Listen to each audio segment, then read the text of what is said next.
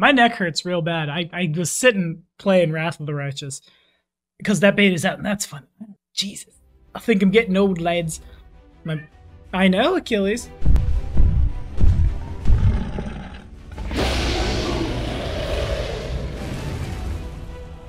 What's going on, guys? My name is Tommy. Welcome back to the channel. Achilles, say what's up. I think he's actually going to jump up here. It's going to be dope. Time for another episode of the Ancestry Anthology. Before they put out a billion more, let's round out what we haven't done today. The Duskwalker. If you're liking what you're seeing, remember to like, subscribe, ding the bell. Man, I'm sleepy. I streamed Wrath earlier, which we'll be doing on the Saturdays if y'all are interested in seeing the beta on Twitch. And that was very high energy of me. I know, Achilles, we used a lot of energy. Hello. Achilles would like to make sure you stay caught up on all your Pathfinder 1st and 2nd edition coverage. Wouldn't he, buddy? Wouldn't he? Kaboop. Let's dive in.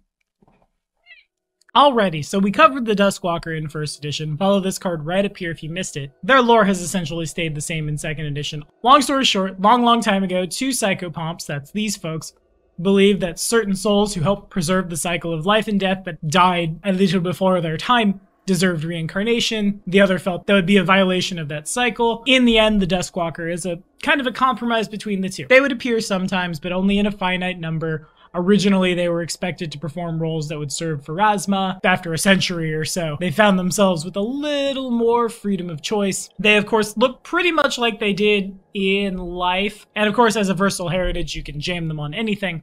But they have distinctive ash gray or dark blue skin. Short of that Duskwalker forming from say, a dragon, in which case they appear like slightly draconic humanoids. That's neat. I didn't know that had happened. When a Duskwalker dies and gets their final judgment, a new one incarnates within a year from a soul that Pharasma deems worthy of going back. They manifest in locations with a sanctified connection to death, and generally speaking, begin their lives as adolescents. But we kind of cheated that one. Talk about that in a little while. First things first, for the versatile heritage, a Duskwalker, of course, instead of being the human with the bonus feat or the orc with too many hit points, slap this on and you become a planar scion with connection to psychopomps and the boneyard. You get the Duskwalker trait, as well as low light vision or dark vision if you already had low light vision. Neither you nor your spirit can ever become undead, which is kind of cool. 10 out of 10 cannot get that shoved back in your face in a campaign where the GM has all their wizards carrying a bunch of onyx with the notion of, if someone dies, I'll animate them and throw them back at the party as a zombie. I wasn't going to do that to Trazen and Spoopy Kingmaker, and then now realized that I don't know if that would have worked on him. It was mostly for the summoner. Anyway, for these feats, at level 1, of course, Duskwalker lore for trained in medicine and religion, as well as boneyard lore. You knew you'd see it, everybody gets something like it. Ghost Hunter lets your weapons and unarmed attacks against incorporeal creatures get treated as magical, or get ghost touch if they already were magical. Gravesight gets you dark vision if you didn't already have it. At 5th level, Life Sense gives you indeed life sense within a range of 10 feet, which allows you to sense the life force of living creatures as well as the counterforce that animates the undead, though you can't distinguish between the two. There's either something dead or alive within 10 feet of me. Invisible zombie rogues, eat shit. Spirit Soother lets you find haunts even if you're not searching for them. Very useful in a lot of campaigns, as really a lot of the Duskwalker stuff is, but more on that later.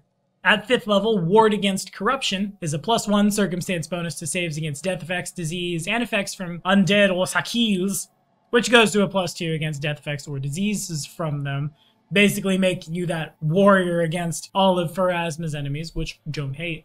Duskwalker Magic gives you Augury and Gentle Repose once per day as 2nd level Divine Innate spells. Spirit Strikes says all your weapons and unarmed strikes are magical and deal 1 additional negative damage to the living and 1 additional positive damage to the undead. I feel like this would have been better at like level 5 or 1. At level 9 that seems a little much, but I suppose +1 damage stacks up if you're flurrying. At level 13, you get Resistance 5 to negative energy and Death Ward once per day with Resist Ruin. Then lastly, at 17th, Boneyard's Call lets you cast Plane Shift as a Divine Innate spell twice per week, but you can only use it to travel to the Boneyard or from the Boneyard to the Material Plane. And yeah, so owing to how unique Duskwalkers are, I really like them, and I've GM'd for them now since making the 1E video about them on 2 occasions.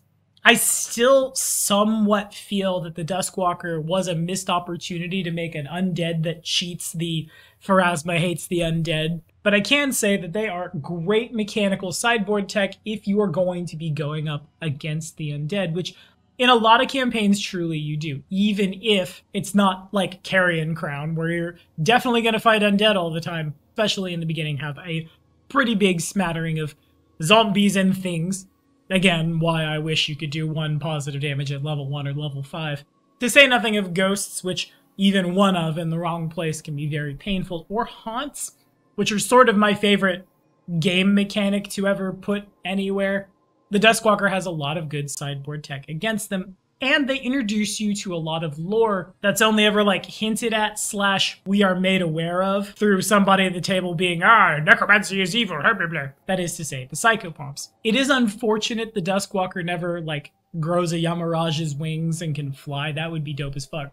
But there was a point in my recent history where somebody wanted to come into my Pathfinder game and play a good allied necromancer. And the easiest thing to point somebody to in that vein, I think, is psychopomps, because psychopomps by and large have that big undead vibe, but undead they are not. Playing a Duskwalker always means that you get a little bit of fun in your backstory. In my game I'm running on Friday, we don't see him a lot. He's taking a small break, but I am GMing for a halfling Duskwalker. Didn't start out as an adolescent, started out as a child, but he gave me a lot of vague plot hooks with which to play with, which, at least for me as a GM, lots of daggers to put in your past is my favoriteest of all things.